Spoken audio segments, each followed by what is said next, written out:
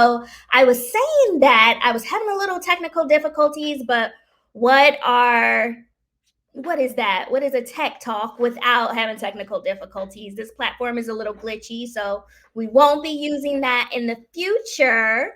Um, but if you are watching on LinkedIn, hopefully you can see the event. If not, it's going to be posted afterwards, or I'm going to push record so that I can share. And for those who may have to leave a little early, but I hope that you can stay. So we're going to be spending about the next 30 or so minutes kind of diving in to AI governance in healthcare and understanding this new US Department of Health and Human Services strategy. So, just thinking back as we get started, like I wanted us to just think and just think about like your first car. Like, do you remember it? Like, what was the color? What was the size? Was it a two-door or a four-door? What was the price of gas? So, mine was a 1999 Dodge Neon. It was lavender, it was purple. I called it like my Powerpuff Mobile. And there were stories. So there were also some fender benders. Like I remember a time where I hit a brick mailbox. I hit a parked car when I was sneezing with my gas on the foot pedal. So I'm sure that my parents' insurance was super high and they didn't appreciate it. But I'm also thinking that their stress levels were high. Like this was something new for them. Their only child was hitting the road, like literally and figuratively. I was hitting a few things. But for a lot of you, your organization or your division or your project is like your baby. It's close to your heart, and hopefully you care about it. So healthcare is not as risky as putting your only child on the road in a little small vehicle, despite having questionable driving skills. But it is a risky business. So it just got a little riskier with the emphasis on AI.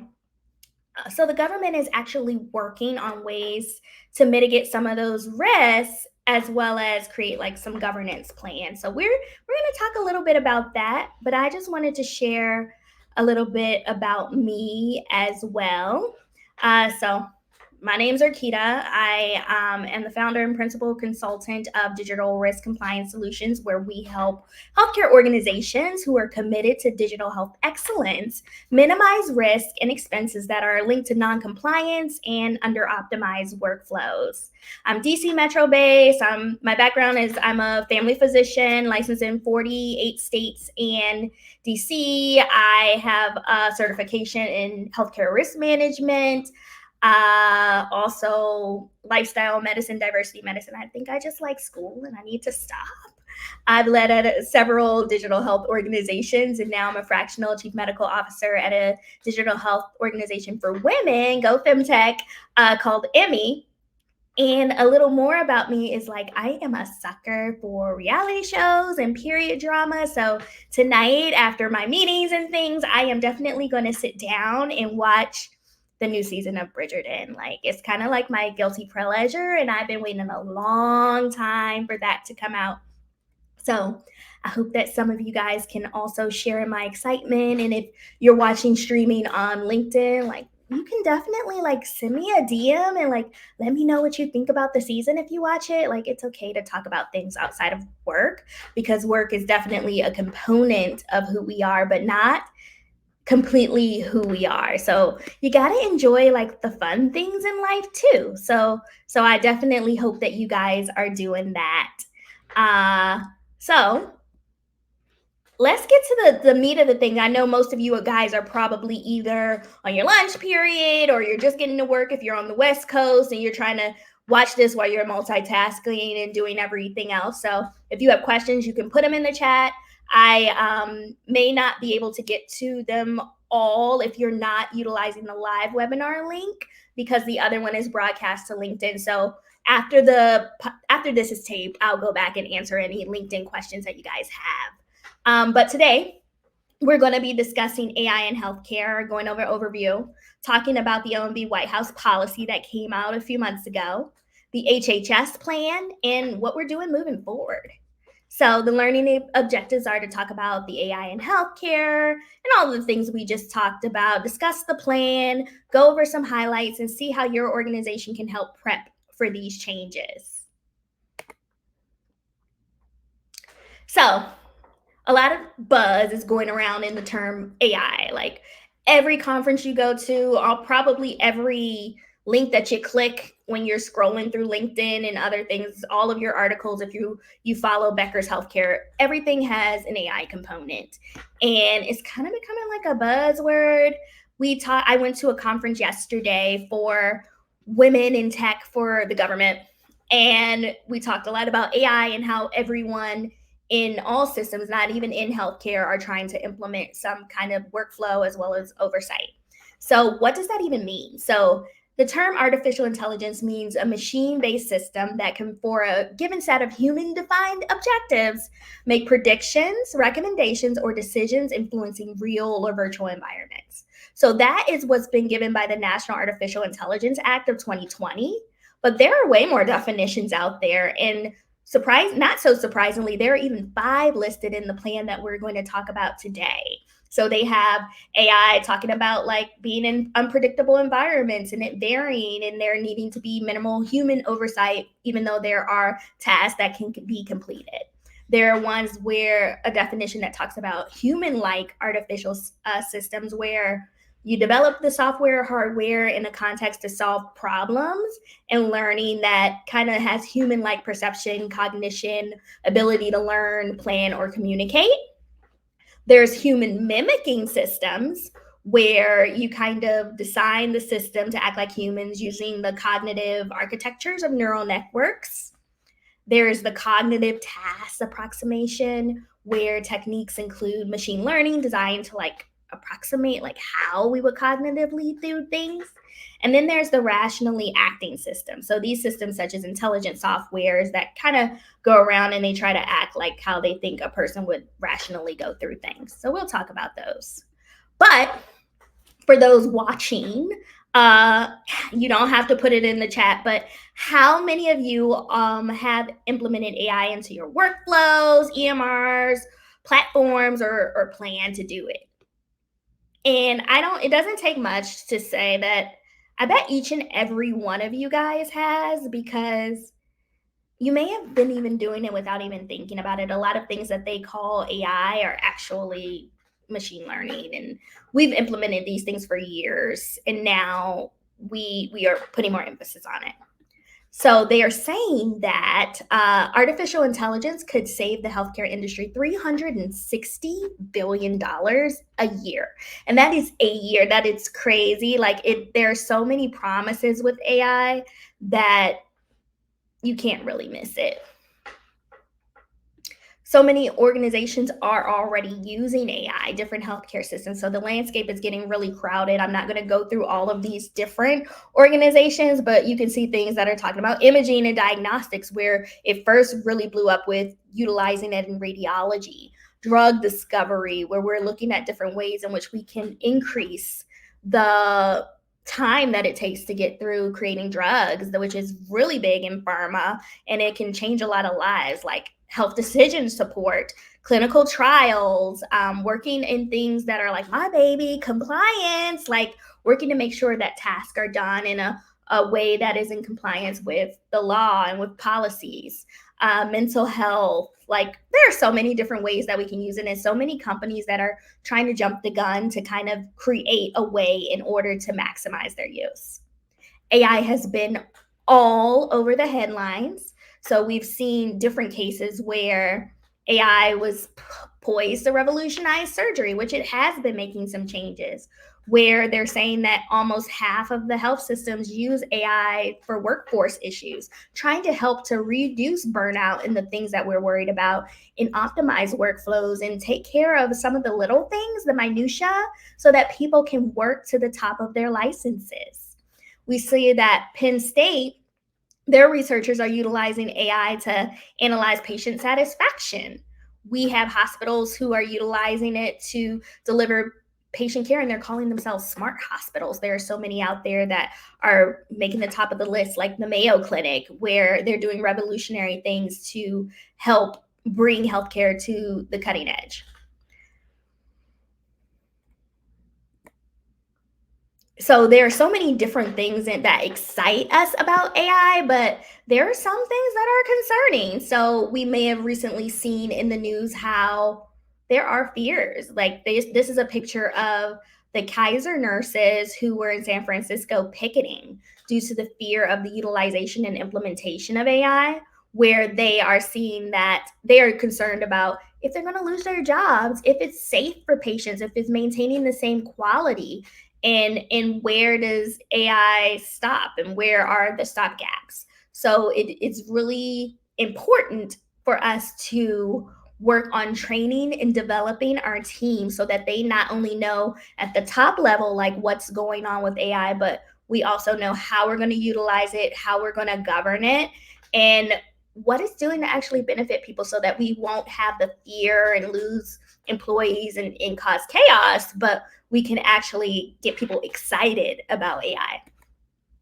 So this is one of my favorite slides just because it just talks about how crazy and intermixed the regulation of healthcare is. This is a figure from the American Hospital Association that talks about like how we America's hospitals and other systems are regulated. So when we think about healthcare, a lot of times we think about CMS, we think about the VA, we think about kind of these organizations, the FDA, especially in digital health, like how they're regulating. But there are so many different ways, and it all goes up to like the judicial, the legislative, the executive branch, and it comes down to these different things where there's accreditation, there are different agencies. So there's so much going on. And up until now, like there wasn't, especially in digital health and with this technology, a lot of scrutiny going into how we've been utilizing it. Like telemedicine has been around since the 60s, but it wasn't until the pandemic came where there have been a closer eye. There are organizations like the FBI who are creating entire workforces and hiring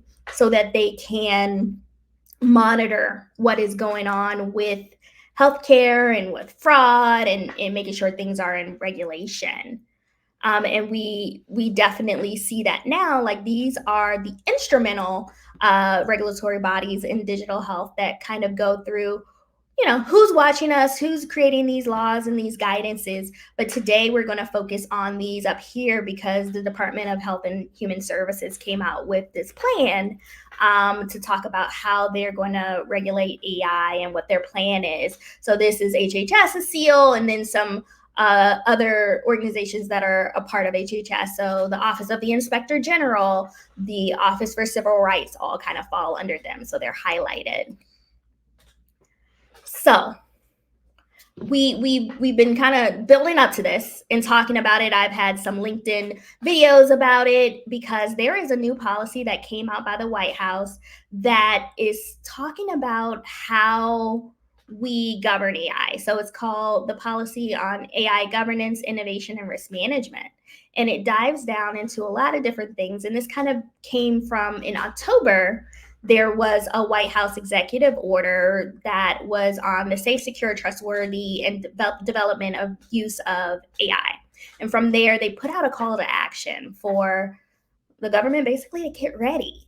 And they tasked the HHS with creating a wide range of actions to advance health, safe, secure, and trustworthy AI. And they've kind of been on this little time limit of when to come. So with the new policy that came out in March, they focused on three things. So strengthening AI governance. I had a talk recently about that, and I'll probably have it again where they're talking about how can you govern? Do you have these bodies? Who governs? Who leads this? If you have a CIO, do you need a CAIO, like a chief of AI, which they are pushing for a lot of organizations federally to have them within a time frame of about 60 days after this policy came out. So a lot of people are rushing to kind of restructure their team so that they can have a dedicated person leading the efforts for AI and oversight. They have the advancing responsible AI innovation. Like Not only are we innovating, are we doing it responsibly? What does responsibly mean? Are we protecting its users? Do we have a way to create mechanisms and stop guards and oversight in order to make sure that we're protecting them? If we fail at protecting them, what are we doing to notify them? How do we let them know that they are using AI? How are we using it? Are we protecting things like civil rights? Are we protecting things like patient equity, health equity?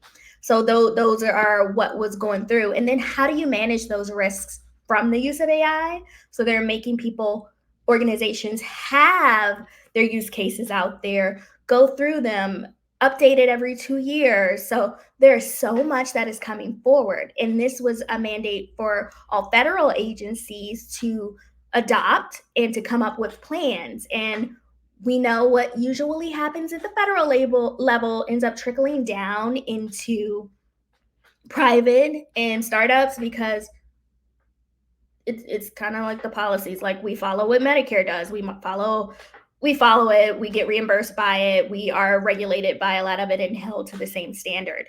So from there, HHS has released their plan. So in the past month, HHS released their plan, and the key goal of it was to catalyze proactive adoption of AI-enabled automated or algorithmic systems in use cases where they can improve public benefits to the delivery of its recipients. And they also recognize the importance of deliberate governance and oversight to mitigate the potential and known risks.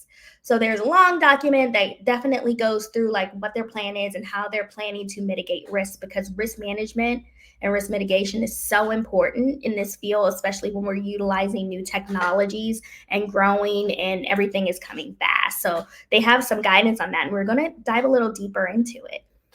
So there's an HHS vision for AI-enabled systems where they are recommending that STLTs, I'll call them stilts, but what that stands for, and I'm going to use stilts for the rest of this presentation, is state, tribal, local, or territorial government entities. So these are the recommendations for them because HHS has these policies and they're going to oversee it and make sure that the stilts are following it, and they have some recommendations and guidance. At this point, it's not mandatory for the stilts to follow it, but they have strong recommendations. You take that how you want to take it. So their vision is to have recommendations for AI, so guidance for these stilts and technology vendors who also sell and create these products for the companies on choosing, procuring, designing, governing, and managing AI and public benefits and services. Then they have some support and development. So they're planning to support them over the next 12 months in developing these policies and practices using AI automated and algorithmic systems. So they're going to give us this guidance, this first plan, and then there will be more to come that we will talk about a little in the end. And they're going to offer trainings and workshops and all of the things so that they can set these organizations and states and territories up for success. So what are the highlights of this guidance? So it basically honestly follows what the policy from the White House was, the policy on AI governance, innovation, and risk management. So they want to strengthen AI governance, advance responsible AI innovation, and manage the risks from the use of AI. So we're going to go into how they're going to do that for each of these things. So in terms of advancing the responsible AI innovation, they feel as though there are key enablers of effective adoption of AI. So, number one, of course, having a great IT infrastructure. It kind of speaks for itself.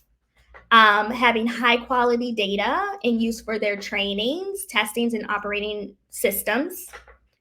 Having these appropriate safeguards in place. So things like cybersecurity, privacy, confidentiality, and civil rights, like making sure that you are prioritizing those just as you would for HIPAA. Like it should be just a part of the protections. Having technical talent and staff training. So like we were saying, we need this governance. We are going to still utilize people. We're going to have human oversight. And we want to make sure that the staff knows how to use it, what the safeguards are, and how it's going to help them. So We don't want more issues like we've seen where people are working in fear. We want people to be excited about it and know how their organization is using it, and not just at the top level of the C-suite and their plans and roadmaps. We want people who are on the front lines to know how to use this tech. They also want to have sharing and collaboration in different things. So models, codes, data sets, policies, best practices. This was really discussed yesterday at the Women Tech Leaders for the Government for GovCIO. At that conference, there were different organizations. So there was the VA, there was HHS, there was people from even like the IRS there. And what a lot of the leaders and the CIOs and all of them, they talked about was how can they collaborate and do things together? How can they share information? It's not going to be like this department does this and this department does that. We want to know what we're doing well and how to implement it so that it can be transferable to other departments. So for HHS, for all of the health and human services and things, we want the organizations to talk. We want them to talk at the federal, the state, the territorial level so that they can have these lessons and use cases and move forward.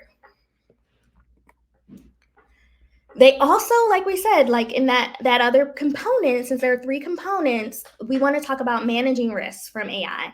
So with that, they have 7 big things they want to work on in terms of managing the risk. They want to make sure that we are first and foremost protecting the public. So ensuring that the benefits from the recipients of the AI utilization have clear communication, that they're receiving community feedback, like you're going and seeing like how this is affecting them, exploring that, having mechanisms and notifications if there are glitches, if there are failures on these infected individuals, and having an appeals process. They want to ensure safety and security. So they want to use a safety by design approach for automation, AI, algorithmic systems, and embed that safety throughout the AI technology life cycle. So you want to, from the beginning to the end, from the planning phase, the implementation, the data review, you want to make sure that there are safety things going on, that they're monitoring them, and you have the ability to shut down or modify systems or have a mechanism for human intervention if there are deviations from what was planned. And you want to establish processes for identifying and reporting these adverse events. So you can, number one, learn from them, show other people, and figure out how you can do better, and then have these events reportable so that the rest of the organizations will know about it as well. They want to work on advancing DEI. So they want to identify and assess impacts on automated algorithmic systems. We know that there is a lot of bias and things that can go wrong.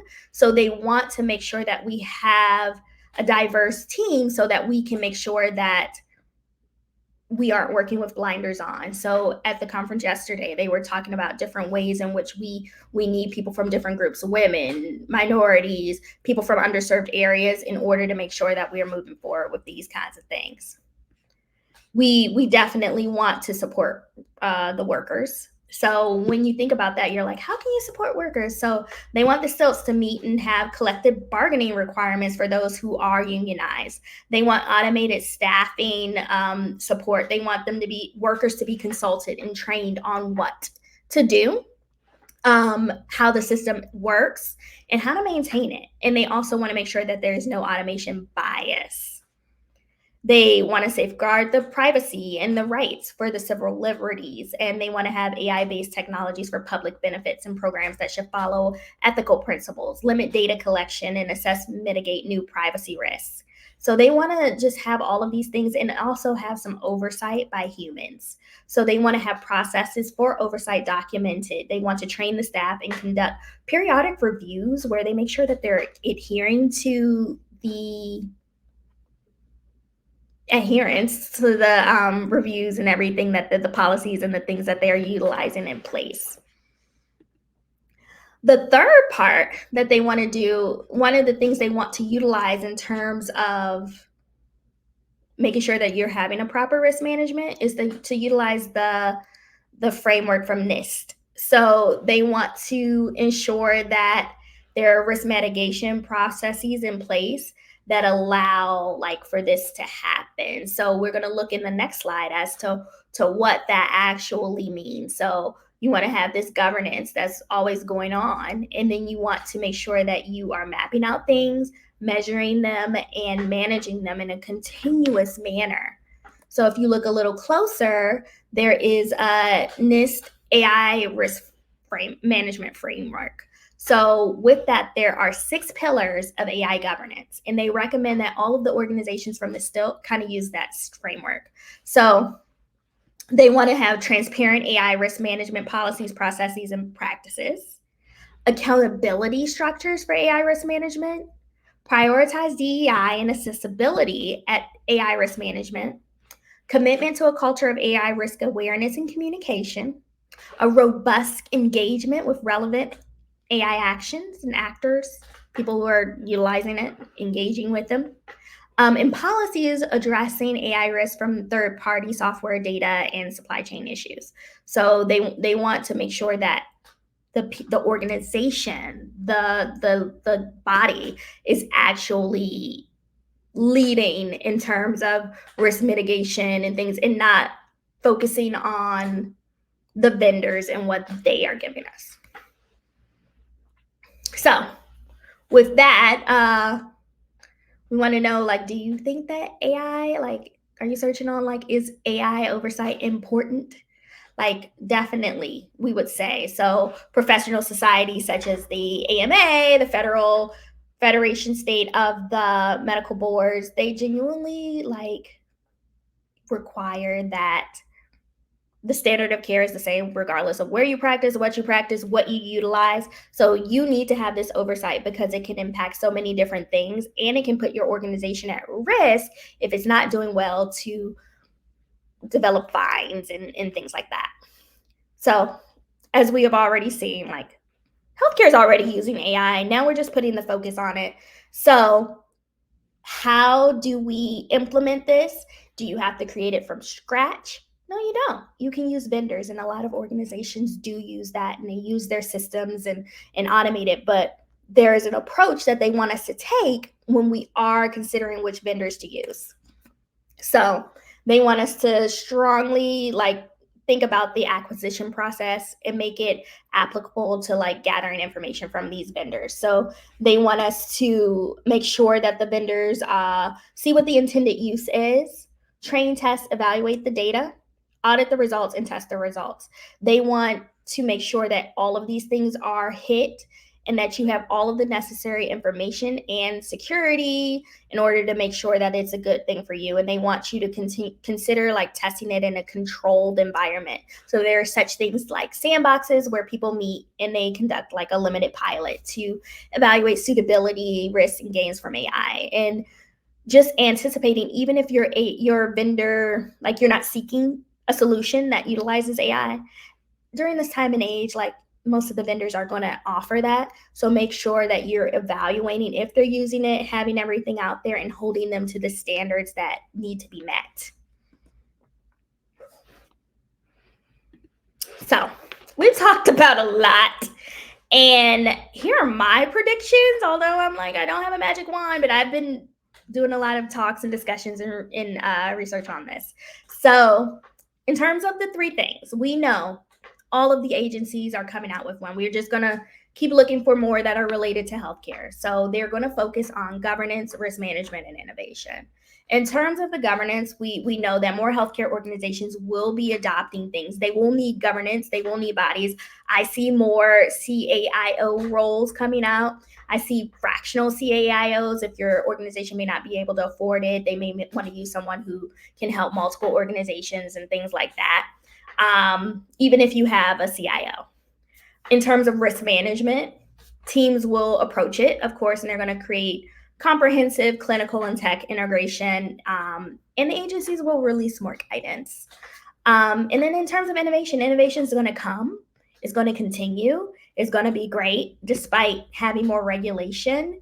It will push the good things through, and we'll continue to innovate. So what's next? So HHS didn't leave us hanging. So this is their original plan because they had the deadline. They want things to start rolling. They want to give some guidance. They are planning for these stilts to implement this over the next 2 years or so. And over the next year, they're going to be giving them more things to help with that. Some of these things and topics that they listed that are coming are automation parameters, appeals rights, customer support, generative AI use, IT and data readiness, success metrics, tribal guidance, and best practices. So be on the lookout for that. I'm definitely going to continue to talk about more of that. It's an exciting time. And just looking forward for these organizations, you just have to realize that the only limit to our realization of tomorrow is our doubt of today by FDR. And we know that it's time to get to work. Healthcare systems are forming their governance bodies. CAIOs are being appointed. Plans are being made. You don't want to fall behind. You should start thinking about this now if you have not, how to implement AI, not if you're going to implement AI, and how you will govern it and continue to innovate. So I just want you guys to think to yourselves, like, where is your organization in terms of prep? And don't be afraid if you're not where you think you need to be. There's help out there. We went through a lot of information here, but that's just the tip of the iceberg. So navigating governance and risk management of AI utilization in healthcare can feel quite overwhelming, especially with the ever evolving changes and increased oversight. We know that there's more scrutiny from regulatory bodies, and there's going to be new policies here and new plans there, and we need to do things and implement them so that we can protect our patients. And as we know, regardless of if you are like in the stilt category, healthcare follows what the federal landscape does. So hospital systems, startups, all of your organizations will be needing to adhere to this. And a lot of organizations don't realize that a lot of these things can be outsourced. So your organization doesn't have to get all dinged up, kind of like my Dodge Neon did when I was kind of learning to drive. If you were here for the beginning of that story with my car.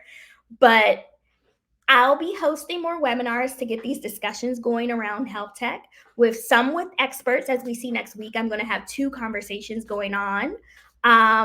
One with Dr. Tamara and one with Dr. Cameron. And we're going to be talking about different things in health talk. And I'm going to continue to have these solo ones where we dive more deeply into policy. So I would love your feedback. I would love for you to slide in the DMs and let me know what happened, what your organization is doing. I love to schedule some conversations. And I would love to just know how you're preparing. So as I mentioned, you guys are probably thinking about processes, workflows, protections that you have in place. So reach out to me and let me know how you are planning to leverage AI, like how your organization is preparing for these things. Screenshot this QR code that's up there, or use your phone and make an appointment with me. And I would love to see how I or my team can support you. So if you make an appointment, we'll talk about different things, or even if you want to get some help with some of this AI risk management and governance. So I look forward to talking to you. I'm sorry for the technical difficulties. For those who may have signed up for this and you didn't get an opportunity to see it because I was streamed in a weird way, I'm going to be sharing it with you. So I'm going to be reaching out for feedback on this presentation as well as feedback on the platform. So I look forward to seeing you guys, and I'll let you guys know when I have another one. Have a good weekend. Bye.